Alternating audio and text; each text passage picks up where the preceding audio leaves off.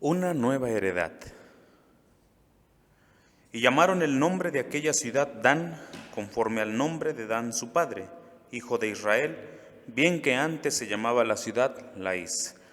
Jueces 18:29. La tribu de Dan había recibido heredad de parte de Josué. Como a todas las demás tribus, también le tocó a él una porción de la tierra de Canaán, según Dios lo dijo, al que más, al que menos, menos.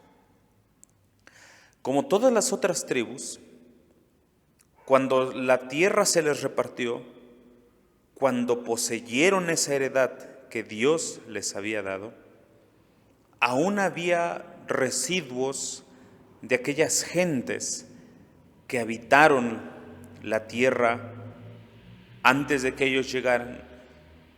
Y cuando entraron, dirigidos por Josué, y destruyeron gran parte de ello, pero no todos. Así que para poseer totalmente la heredad que les correspondía, era necesario hacer guerra contra las ciudades que aún estaban ahí y destruirlas completamente según el mandamiento del Señor. Ellos, la tribu de Dan, como todas, no obedecieron al mandato del Señor, sino que hubo un momento después de que ya Josué había muerto, en que las gentes que aún estaban se rebelaron y hubo momentos en que los oprimieron. Pero, como dice la Escritura en el capítulo 1 de Jueces, cuando tomaron fuerza, en lugar de destruirlos, los hicieron tributarios. La situación de la tribu de Dan, más particularmente, se refiere a aquella heredad que el Señor les había dado a través de Josué, que era la tierra suficiente para todas sus necesidades de las familias que componían esta tribu. La heredad que le tocó, que debería de conquistar para que la poseyeran y sus necesidades de tierra fueran satisfechas, no lo hicieron. Por desconfiar en el Señor, no confiar en sus promesas, o porque simplemente no quisieron arriesgarse a perder vidas, a aplicar esfuerzo, invertir tiempo. Les fue más fácil a ellos dirigirse hacia el norte y buscar una nueva tierra o una nueva heredad, un lugar donde ellos pudieran satisfacer lo que ellos lo veían como una necesidad. Y así fue. Ellos, al no querer tomar posesión de todo lo que les correspondía, se vieron en una situación de ser oprimidos por los pueblos que aún estaban. Y entonces, en lugar de ir con la ayuda del Señor, pedir su ayuda, les fue más fácil buscar otra tierra en otro lugar diferente.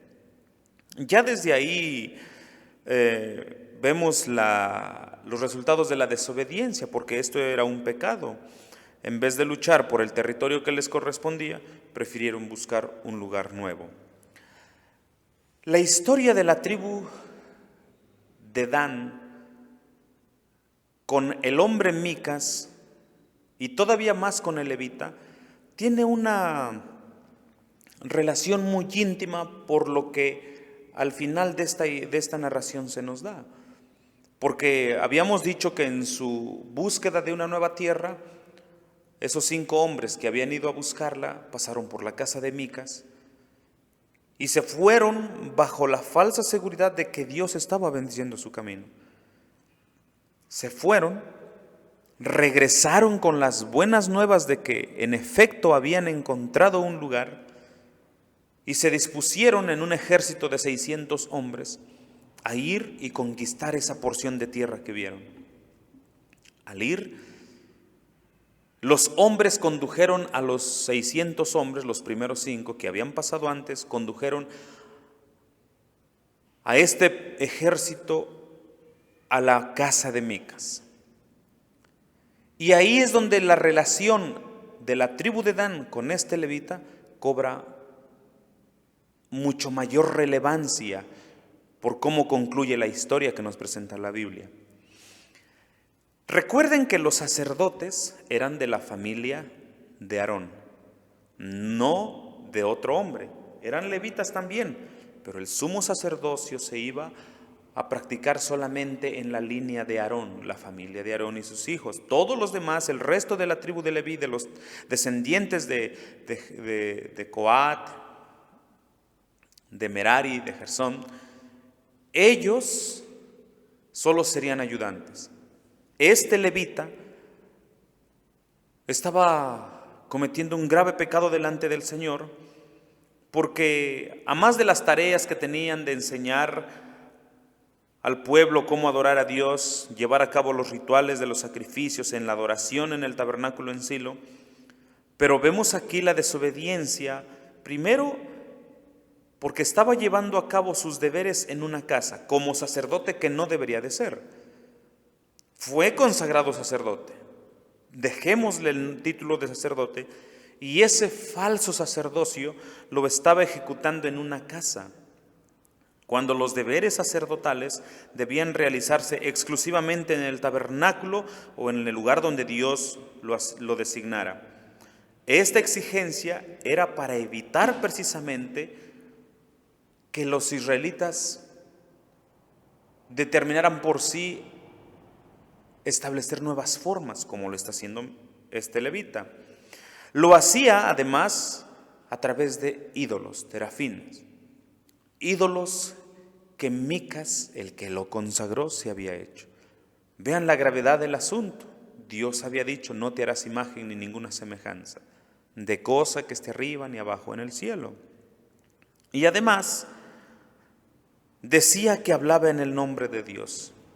Otra cosa más añadido a su pecado, porque el hecho de que haya pronunciado palabras que haya hecho confiar a una tribu de que Dios iba bendiciendo su camino, siendo que no era así, nos enseña hasta dónde el hombre puede llegar a actuar bajo esa rebelión sin darse cuenta del grave pecado, por suponer que no se daba cuenta.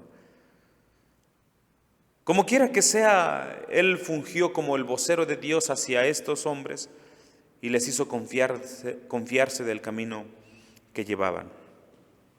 En este incidente donde se juntan estos tres actores, Micas, el levita y la tribu de Dan, en realidad nadie deseaba adorar a Dios conforme a los mandamientos que él mismo había establecido. De estos tres actores, nadie buscaba adorar al Señor verdaderamente. Lo que vemos en su lugar es que quisieron usar a Dios con fines egoístas, con fines convenencieros, que buscaron la ocasión agarrándose de las cuestiones religiosas para querer llevar a cabo lo que deseaban, pero para no sentirse mal, lo disfrazaban de algo religioso o espiritual. Vemos la conveniencia.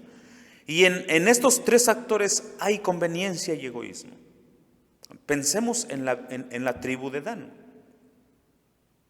Entendemos que no todos se fueron, pero gran parte se fue. Conveniencia porque para ellos fue mejor ir a conquistar una tierra, porque dice la escritura que leímos, que vieron los primeros, los espías, que aquel lugar a donde llegaron en Lais, la ciudad estaba confiada, no tenía ayuda de nadie, la tierra estaba buena, era un buen lugar, todas las necesidades que se requerían ahí estaban. Para ellos fue más conveniente ir y apoderarse de eso que tomar por la misma forma la heredad que Dios les había dado. Conveniencia. Para ellos fue más fácil no esforzarse mucho y obtener algo que esforzarse mucho y obtener lo que les correspondía. Conveniencia y egoísmo en el levita, porque el levita en primera instancia recibía un salario, recibía ropa, recibía comida, iba a vivir bien, con solvencia, con seguridad. Conveniencia y egoísmo porque lo que él buscaba y que no se lo iban a dar, ayudando en el culto que Dios estableció para el pueblo, no se lo iban a dar porque él sería solo un ayudante, no era de la familia sacerdotal. Así que su egoísmo fue alimentado cuando este hombre le dijo: vas a ser mi sacerdote. Conveniencia porque iba a recibir una buena remuneración.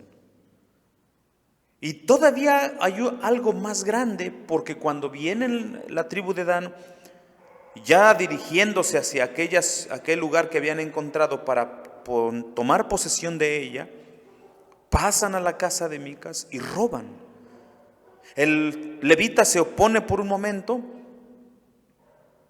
y entonces los principales le plantean una situación que él no pensó mucho. Le dijeron: mira, piénsalo, ¿qué es mejor para ti? ¿Ser un sacerdote, que no lo era, pero dejémoslo así, ser sacerdote de una sola familia, unos poquitos, o de toda una tribu de la familia de Israel? Se le prendió el foco al levita y habrá dicho: es verdad, voy a ser más importante, voy a ser más admirado. Es verdad, sí, vámonos. Iba a tener mejor remuneración. Y se fue. Conveniencia. Conveniencia de Micas porque ya no tenía que viajar al centro religioso en Silo, en este caso donde estaba el arca, sino que ahora tenía su propio sacerdote, su propio culto, sus propios dioses, su propio todo lo que un hombre religioso busca tener. En desobediencia, pero lo tenía. Entonces no había en realidad una búsqueda sincera de Dios, sino una búsqueda en egoísmo, y para obtener lo que querían se aprovechaban del nombre de Dios. En la actualidad sucede lo mismo. Hay personas que buscan a Dios egoístamente, convenencieramente. Una persona puede ser no más que un asistente nominal o un buscador de Dios nominalmente. Lo hace por cuestiones de conciencia, no porque en verdad ame a Dios. Pero cuando las cosas comienzan a ir mal con esa persona, entonces busca a Dios, ahora sí va a la iglesia, ahora sí es consistente, ahora sí asiste seguido. ¿Por qué? Porque está buscando algo, ya las cosas no van bien en sus negocios o en su vida, y ahora busca a Dios para que lo ayude. Eso es conveniencia y el egoísmo se alimenta. Hay personas que asisten a la iglesia porque se sienten bien, no por el deseo de adorar a Dios y conocerlo, por ser aceptadas, por aliviarse de culpa, y sí, muchas veces hasta para hacer algún tipo de acuerdo en sus negocios. Hoy la iglesia se ve más bien de forma material que espiritual.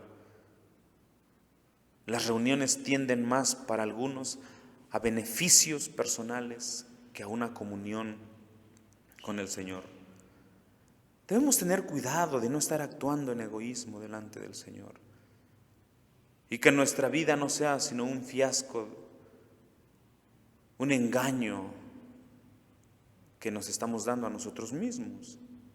Micas hizo ídolos, contrató a un sacerdote para que practicara su religión personal. Y esto es importante, porque cuando los hombres de Dan se llevaron sus ídolos y el sacerdote, no quedó nada. Bueno, cuando buscamos al Señor convenencieramente, buscando algo personal, un beneficio, cuando todo eso se ha quitado, nuestra religión se acabará. La religión que instauró Micas en su casa se disolvió cuando le quitaron a su sacerdote y a sus dioses. Para él fue todo. Hay personas que no podrían adorar a Dios si no es en su casa.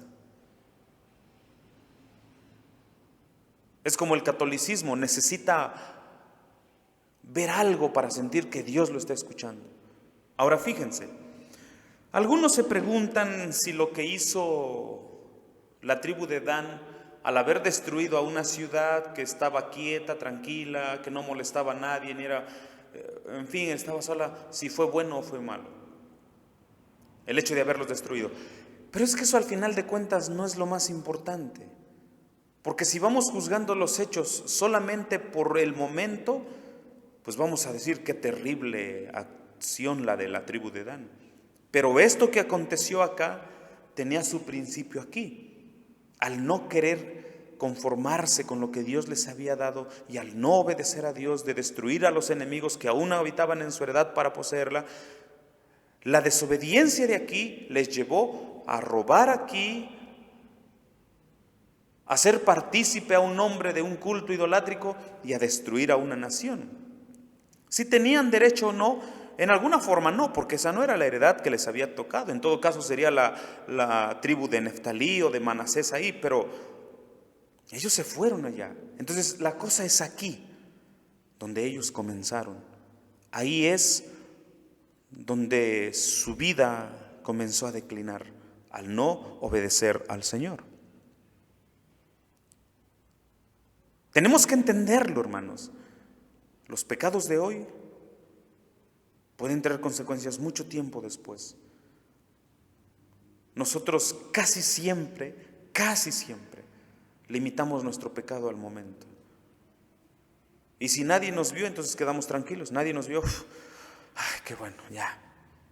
Pero no lo confesamos, no nada, no nos arrepentimos, no nada. Y pensamos que ahí se quedó, sin confesarlo al Señor, pero más adelante puede traer consecuencias.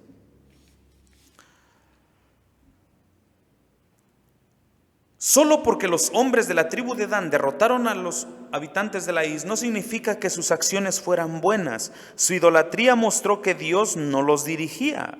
Aunque el levita les haya dicho, vayan, su camino es delante de Dios, no por eso Dios estaba aprobando lo que hacían. Hoy día muchos justifican sus malas acciones por las muestras externas de éxito. Pues imagínense una persona que no es un buscador fiel del Señor, pero como está siendo bendecido dentro de la gracia general, suponen que Dios lo ama mucho, porque a pesar de que, y hay esa falsa conclusión de, el Señor me debe de amar mucho, porque a pesar de que ni lo busco, Él me sigue bendiciendo. Gracias, Señor. Es lo que pasa. Piensan que las riquezas, la popularidad, la falta de sufrimiento indican la bendición de Dios. Pero muchas historias en la Biblia advierten que maldad y éxito terrenal pueden ir tomados de la mano. El éxito no muestra la aprobación de Dios. No permitamos que el éxito personal se convierta en una vara de medir y para saber si complace a Dios o no. Porque si es así, entonces Dios se complace en los impíos porque les prospera. Un hombre que no busca a Dios y que es bendecido puede engañarse creyendo que Dios le está prosperando y no es así. La tribu de Dan, vean cómo las cosas van en aumento. La tribu de Dan robó ídolos. De por sí robar está mal, y todavía robar algo malo que va a acrecentar su pecado. Aunque los danitas realmente negaban a Dios al adorar estas imágenes que Dios lo había prohibido en la ley en Éxodo 20, tal vez imaginaron que adoraban a Dios mediante ellas. Ninguna representación será aceptada delante de Dios suponiendo que adoramos así. Adorar imágenes de Dios no es adorar a Dios, aun cuando se asemeje en alguna manera a la verdadera adoración. Hoy muchas personas cometen el mismo error cuando dicen ser cristianos sin creer en verdad en el poder de Dios, de que puede cambiar su conducta, de que puede cambiar su forma de ser. Al decir que seguían a Dios, no cambiaban sus vidas,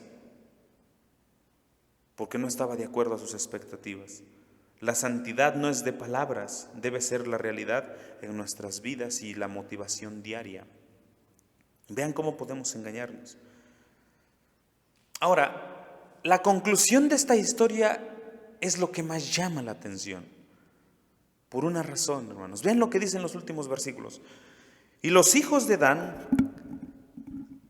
se levantaron imagen de talla, y Jonatán, hijo de Gersón, hijo de Manasés, fueron sus sacerdotes, o fue su sacerdote él y su descendencia. Ya sabemos quién era este levita. Ya se nos dijo el nombre porque en la narración primera que se nos presenta hasta aquí no habían dicho nada, solo era un levita que vivía ahí y se fue a vivir a otra tierra. Pero aquí ya nos dijeron cómo se llamaba. Se llamaba Jonatán. Y si nada más nos hubieran dado el nombre no tendría problema.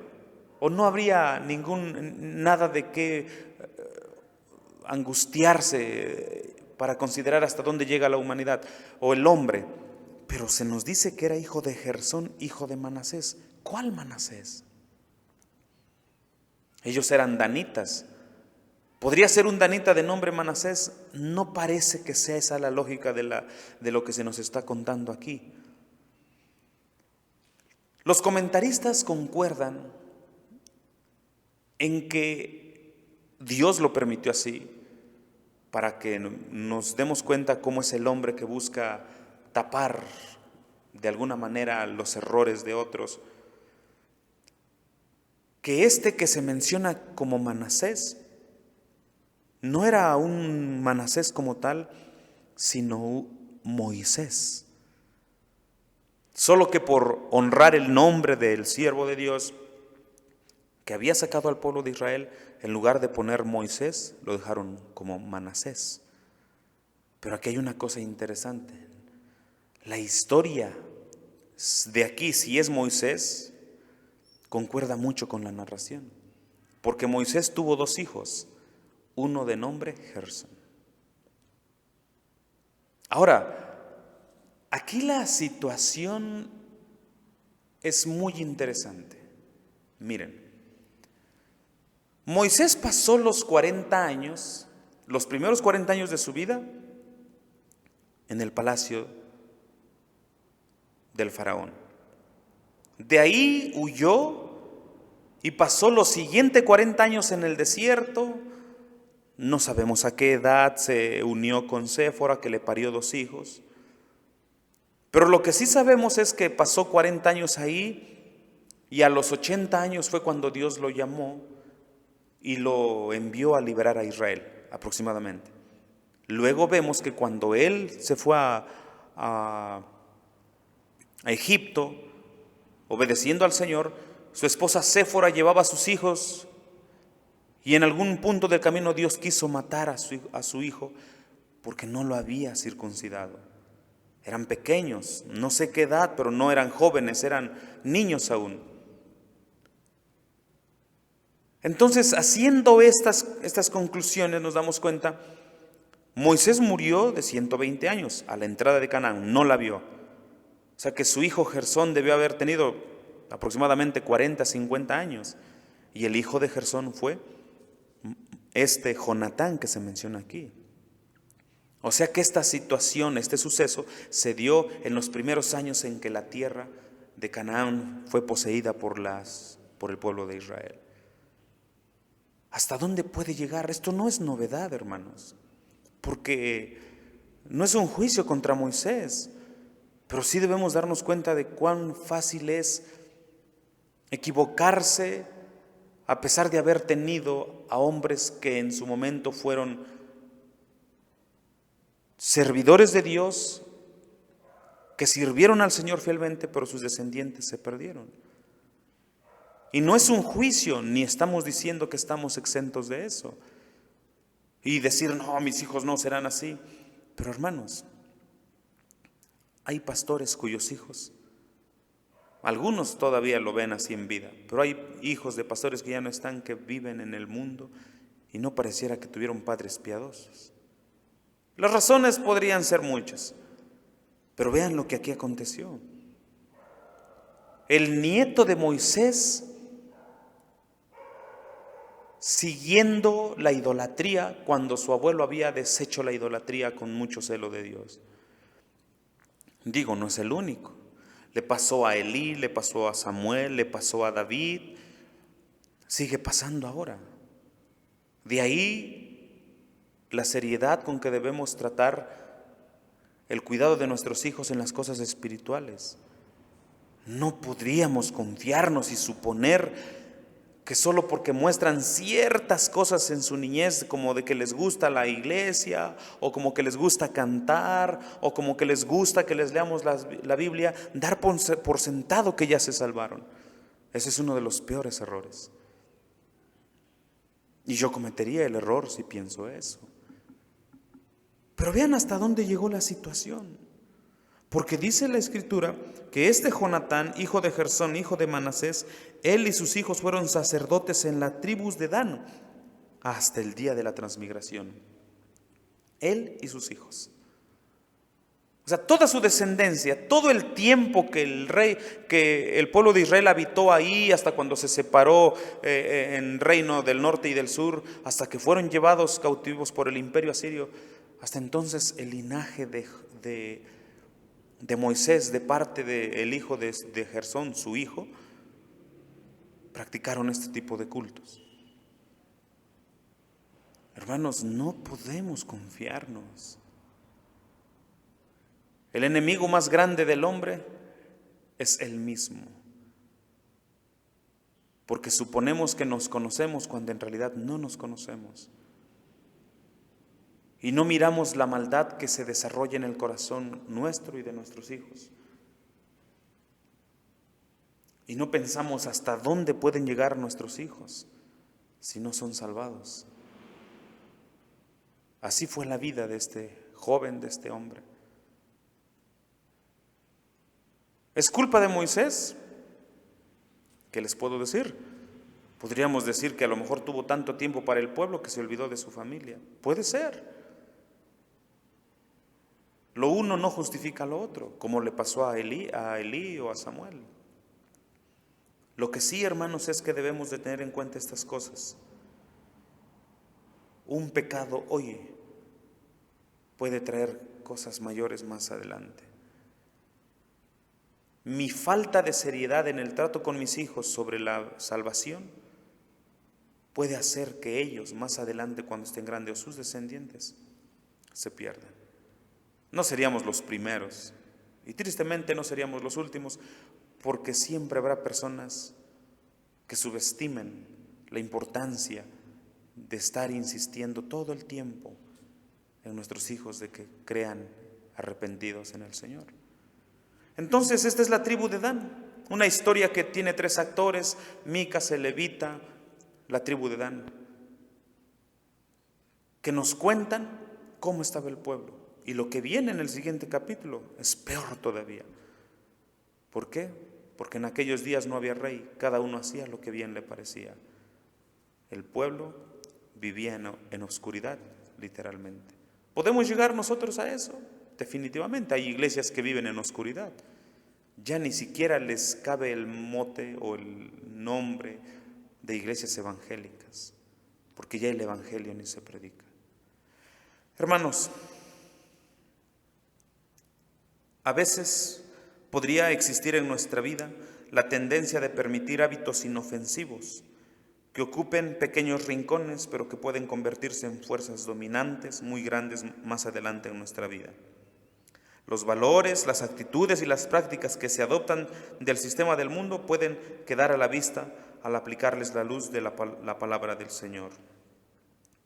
Quiere el Señor que si alguno de nosotros vive bajo estas circunstancias, bajo estas actitudes, egoísmo, conveniencia, engaño, el Señor nos ayude a despojarnos de todo eso y a buscar su palabra, su voluntad en su ley, amarlo y servirlo de todo corazón, de tal forma que los nuestros no terminen siendo como este Jonatán, que tuvo un abuelo que sirvió al Señor con el corazón y él se desvió y fue partícipe de un pecado terrible que al final los llevó a recibir el juicio de Dios mucho tiempo después. Pensemos no solo en el hoy, hermanos, pensemos en lo que puede suceder más adelante de lo que estamos haciendo hoy. Que el Señor nos ayude a entenderlo así. Amén.